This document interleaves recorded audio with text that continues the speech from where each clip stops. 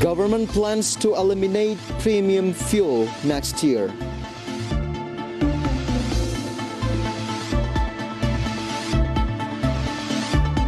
Ancol appointed as location for 2022 Jakarta Formula E.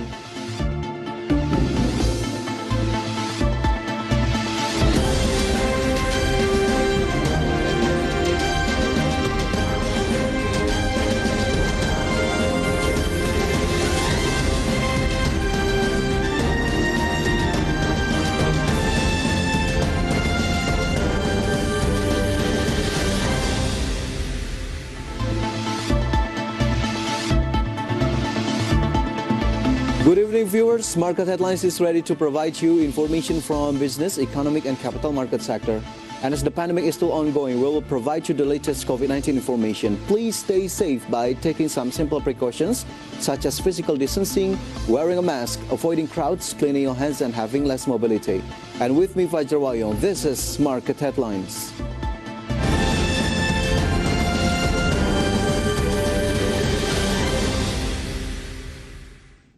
And let's open up market headlines. Jasa Marga has estimated homecoming flow from Greater Jakarta during 2021 Christmas and New Year 2022 holidays to peak on December 24. Regarding that, Jasa Marga has taken several precautionary measures against traffic congestion during the period. State-run toll road operator Jasa Marga has estimated homecoming flow from Greater Jakarta during 2021 Christmas and New Year 2022 holidays to peak on December 24th and return flow to Jakarta on January 2nd, 2022. Jasa Marga estimated that traffic movement at the peak of the homecoming flow on December 24, 2021 will increase by 34.5% as compared to the normal traffic flow in November 2021. Meanwhile, the traffic flow on January 2, 2022 will increase by 26.5% as compared to the normal traffic flow in November 2021. Jasa Marga has taken several precautionary measures against traffic congestions during the Christmas 2021 and New Year 2022 holidays, such as by forming the GM Task Force for Emergency Anticipations and for the year-end holiday.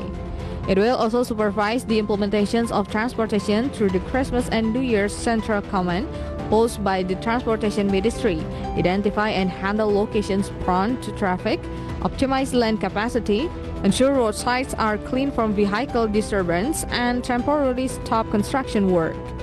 IDX Channel report.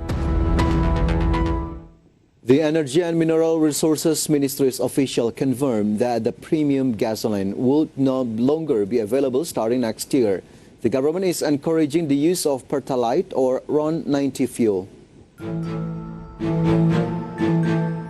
The Upstream Oil and Gas Business Development Director at the Energy and Mineral Resources Ministry, Suryaningsih, confirmed that the premium gasoline would no longer be available starting next year.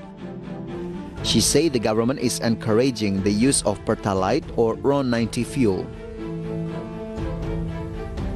She revealed that low-octane gasoline is now only used in 7 countries as people are getting aware of the better quality of fuel. The government is also designing a roadmap for environmentally friendly fuel, which will eliminate pertalite with that of much better quality. She even said that there will be a time when pertalite will have to be shifted to pertamax. The switch from premium to pertalite was believed to reduce carbon dioxide emissions by 14%.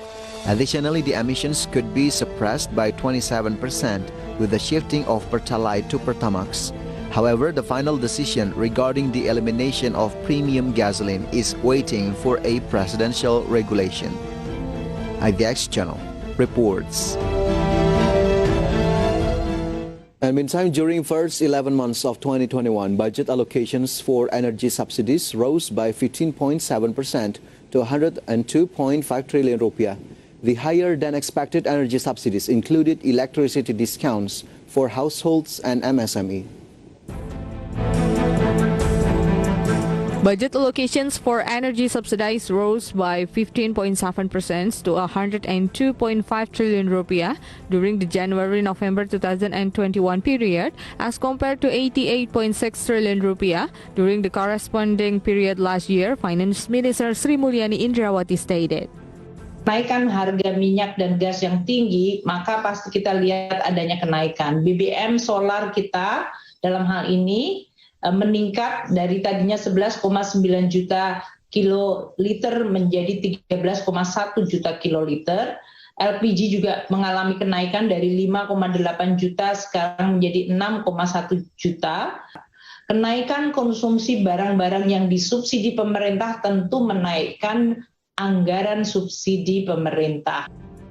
Subsidies during the January-October 2021 period were for 13.13 million kiloliters of diesel oil and kerosene 6,176.94 million kilograms of liquefied petroleum gas, 38.1 million electricity subscribers, and 52.2 terawatt-hour of electricity consumptions. The higher-than-expected energy subsidies included 8.1 trillion rupiah electricity discounts for households and micro, small, and medium enterprises. Meanwhile, budget allocation for non-energy subsidies also increased by 0.8% from 91.4 trillion rupiah in November 2020 to 61.9 trillion rupiah in November 2021. IDX Channel reports.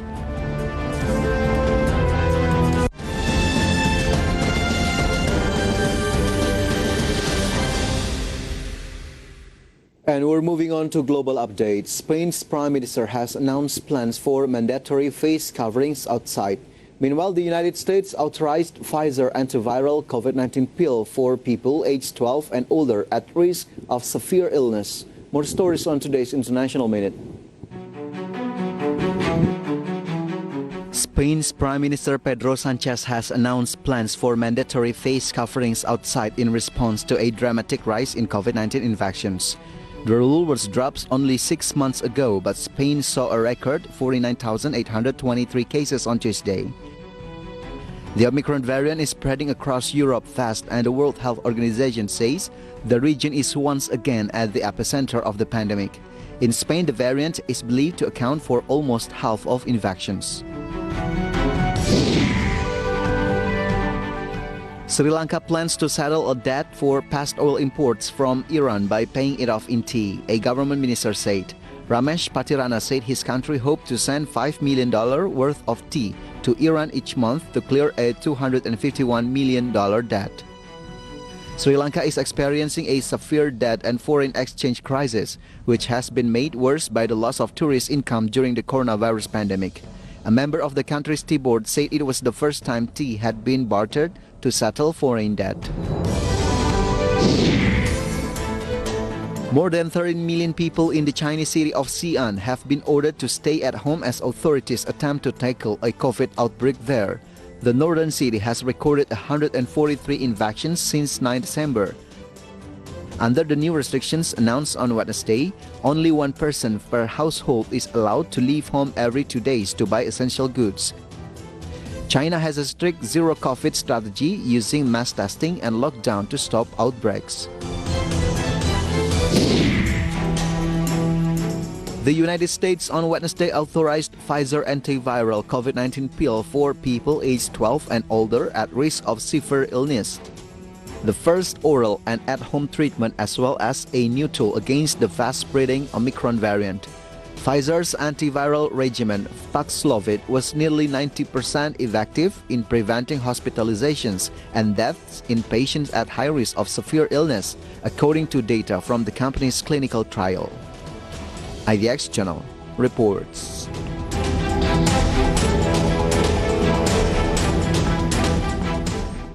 And we'll be right back. Stay tuned on market headlines.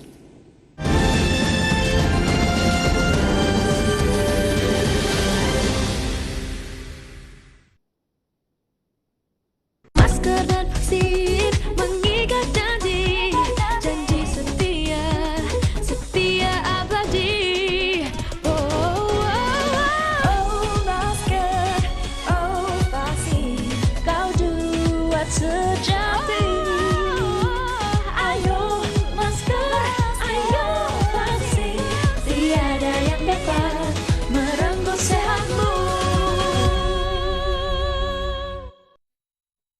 Presiden Joko Widodo menghadiri konferensi tingkat tinggi COP26 di kota Glasgow, Skotlandia. Dengan potensi alam yang begitu besar, Indonesia terus berkontribusi dalam penanganan perubahan iklim.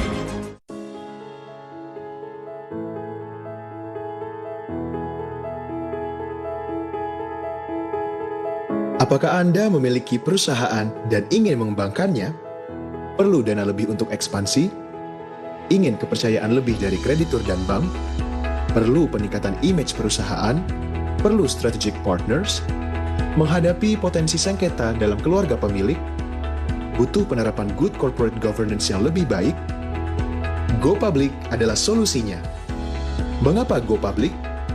Dengan Go Public, Anda akan menikmati manfaat seperti akses pendanaan yang luas dari pasar modal, peningkatan image perusahaan, likuiditas dan valuasi saham yang menguntungkan bagi founder, peningkatan profesionalisme perusahaan, pertumbuhan dan kelangsungan usaha, peningkatan loyalitas karyawan, serta insentif pajak.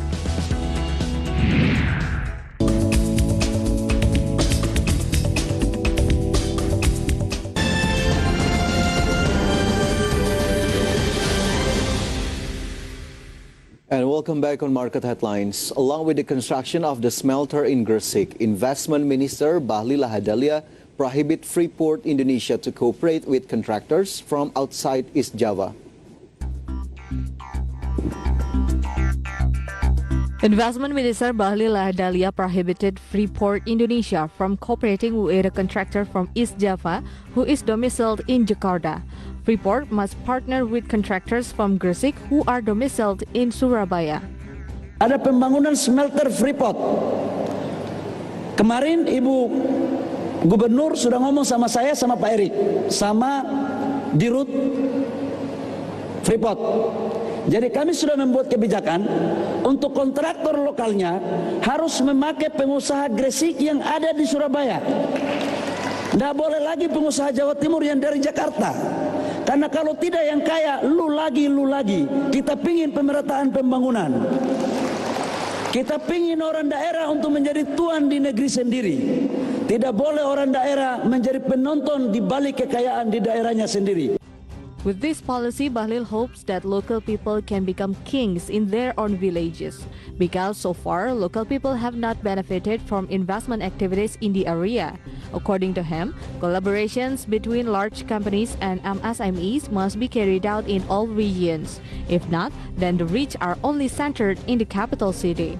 For additional information, Freeport Indonesia is building a smelter in Gresik, East Java. The company prefers to build a smelter in Gresik because the infrastructure in Papua is not adequate. IDX Channel reports.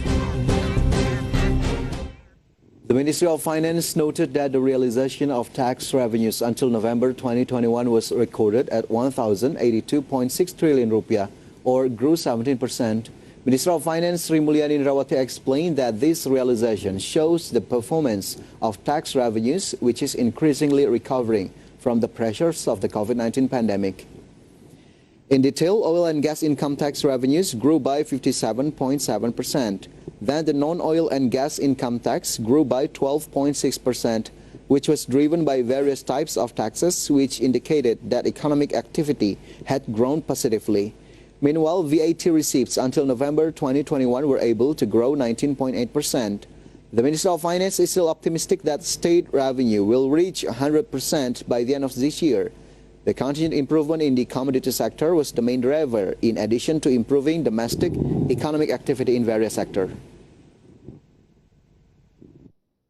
Kita sudah mendapatkan 1.082,6 triliun atau 88% dari target APBN, atau dalam hal ini penerimaan pajak tumbuh 17%,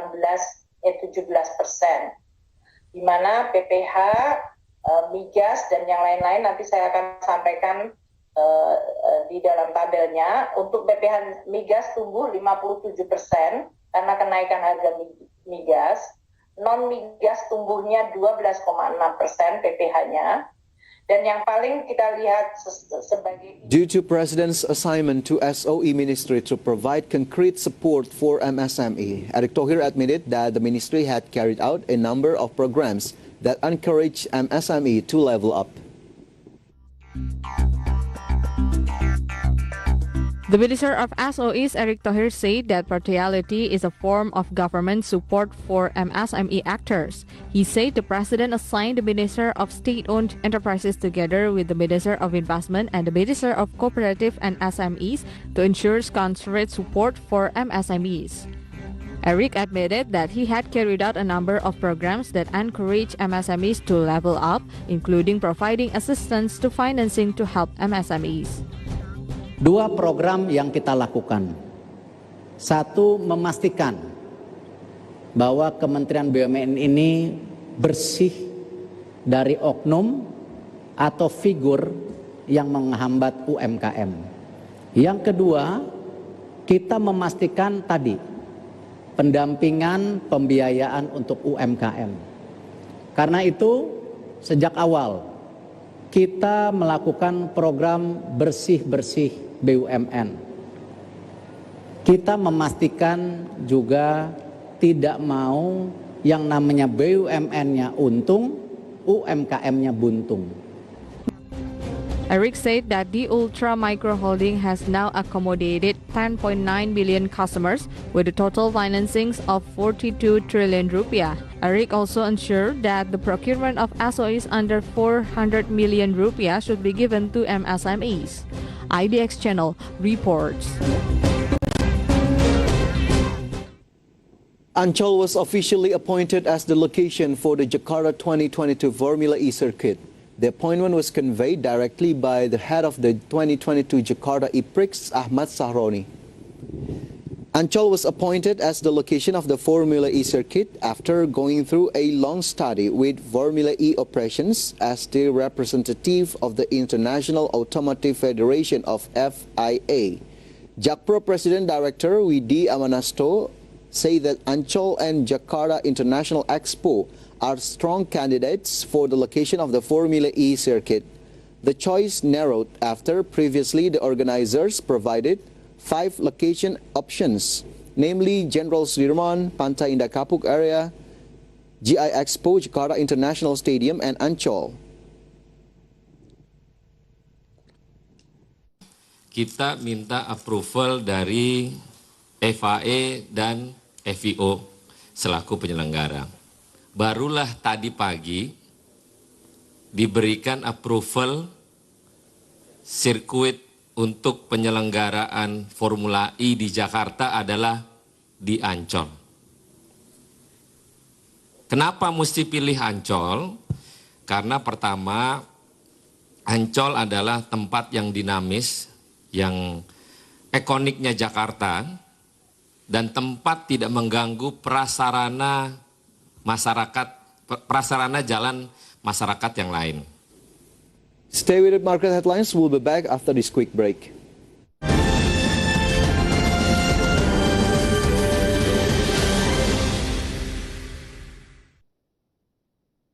Ingin menjalani kehidupan yang mapan dan masa depan yang sejahtera? Sikapi uang dengan bijak. Mulailah berinvestasi di pasar modal. Dengan membeli saham melalui Bursa Efek maupun perusahaan sekuritas, Anda dapat menikmati hasil keuntungan dari perusahaan-perusahaan besar yang tersedia. Pastikan Anda berinvestasi di perusahaan yang memiliki izin resmi, cerdas mengelola, masa depan sejahtera. Otoritas Jasa Keuangan, lembaga pengawas industri jasa keuangan yang terpercaya. Ini kan digital, ini kan untuk masa depan. Kalau kembali ke masa lalu, jadinya Digimon dong. Sekarang apa-apa serba digital dong. Baca koran digital, ya kan? Baca buku digital. Nanti baca pikiran juga digital, bro. Apa-apa sekarang mau transportasi online harus peduli lindungi, masuk museum peduli lindungi. Betul. Nanti masuk ke rumah mertua kata dia kemarin. Oh iya benar. Juga perlu. Itu juga penting. Pentingnya menjaga kesehatan calon mantu. Buat seorang Pani tertarik dengan visual merchandising. Mengambil pendidikan itu atau tidak, itu hanya berapa persen membantunya, tapi sisanya memang sebagai visual merchandiser itu harus bisa menganalisa atau memiliki analytic skill yang yang baik untuk bisa peka melihat potensi dari sebuah brand ataupun membantu kekurangan brand di dalam visual seperti itu.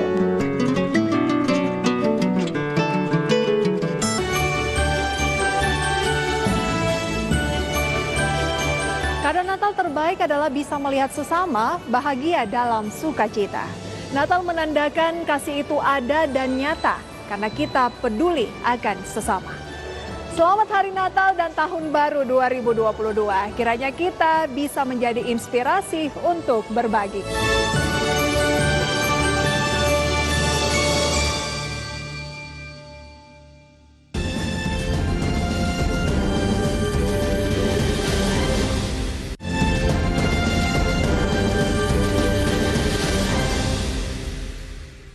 Welcome back on Market Headlines. At the Jakarta Composite Index intraday movement, earlier today, JCI was open at the level of 6,565.06, and then approaching the closing time of the first session, the index was on the level of 6,537.47.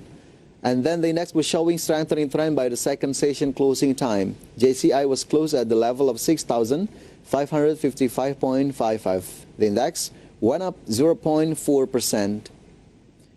And next, we're going to see the sectoral movement leading the dynamics of today's trading. We got industry as the leader of strengthening trend that went up 1.14%. Cyclic went up 1.03%. Technology as the leader of weakening trend that went down 0.22%. And property went down 0.54%. And moving on to top gainers, here are the key highlights from today's trading session. Arto went up 7.13% to the level of 17,650 rupiah. Bank Rakyat Indonesia went up 1.23% to the level of 4,100 rupiah per share. MLPL went up 0.51% to the level of 392 rupiah per share. And BEBS went up 8.23% to the level of 5,000 rupiah per share. Meantime, the top losers for today's trading, we got Bank Sentral Asia went down 0.34% to the level of 7,300 rupiah per share. BBYB went down 2.15% to the level of 2,730 rupiah per share. Bukalapak went down 0.89% to the level of 444 rupiah, and PKPK went down 6.14% to the level of 214 rupiah per share. And next, let's see the intraday movement of rupiah towards US dollar. Open at the level of 14,230 rupiah, showing strengthening trend towards US dollar, and it was closed at the level of 14,226. And in summary, rupiah went up 0.03%.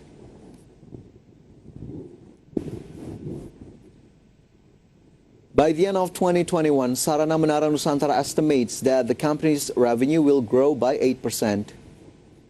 Meanwhile, this estimate was conveyed by the Deputy President Director of Sarana Menara Nusantara, Adam Givari, in a public presentation.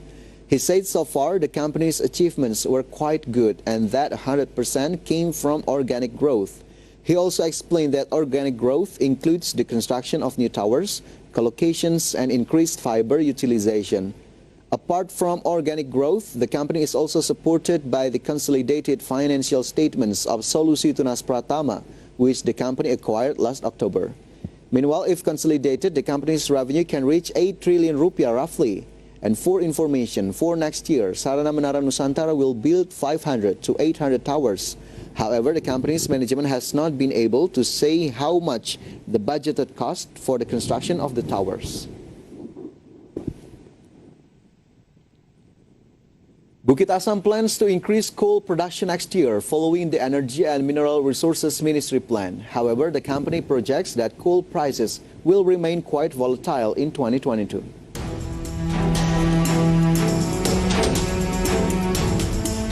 Coal issuer Bukit Asam plans to increase coal production next year following the Energy and Mineral Resources Ministry's plan. Bukit Asam Corporate Secretary Apollonius Anwie said that Bukit Asam's coal production will increase in 2022. However, the company is still waiting for the approval of the Ministry of Energy and Mineral Resources. Meanwhile, for the market and coal prices, Bukit Asam projects that it will remain quite volatile going forward with the dynamics of global economic conditions. As of the third quarter of 2021, Bukit Asam recorded the realization of coal production reaching 22.9 million tons. The company targets production by the end of the year to reach 30 million tons. Previously, President Director of Bukit Asam, Suryo Eko Hadianto, explained that as of September 2021, Bukit Asam's coal production reached 22.9 million tons and coal sales amounted to 20.9 million tons. IDX Channel reports. In order to spur performance, Medco Energy has prepared a capital expenditure of up to $325 million for 2022.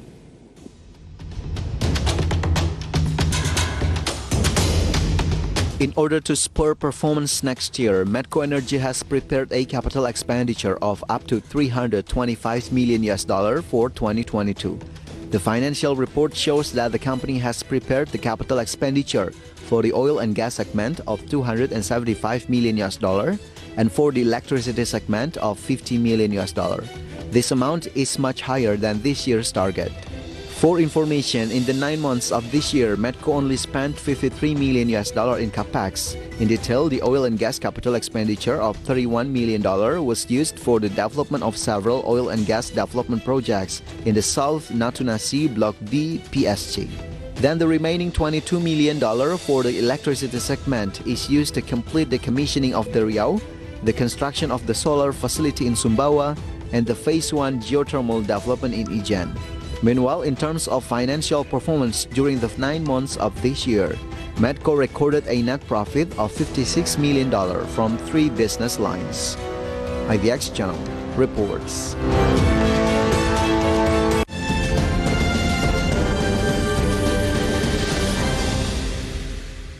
And step aside from market condition, as the efforts in achieving herd immunity is still going on, here it is an update data about COVID-19 vaccinations in Indonesia.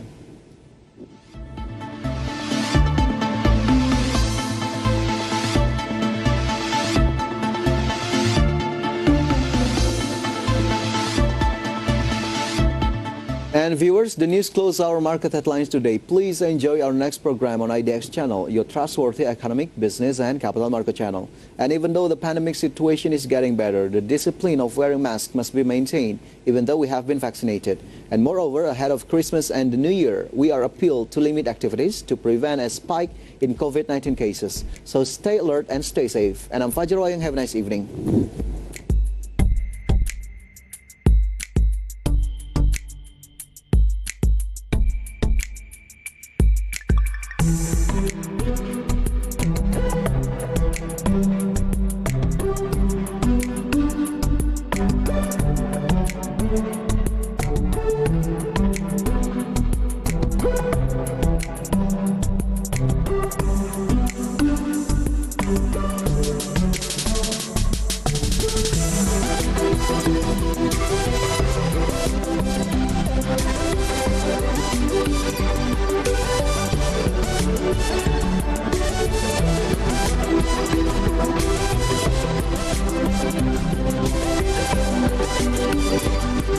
Buat seorang pani tertarik dengan visual merchandising. Mengambil pendidikan itu atau tidak, itu hanya berapa persen membantunya, tapi sisanya memang sebagai visual merchandiser itu harus bisa menganalisa atau memiliki analytic skill yang baik untuk bisa peka melihat potensi dari sebuah brand ataupun membantu kekurangan brand di dalam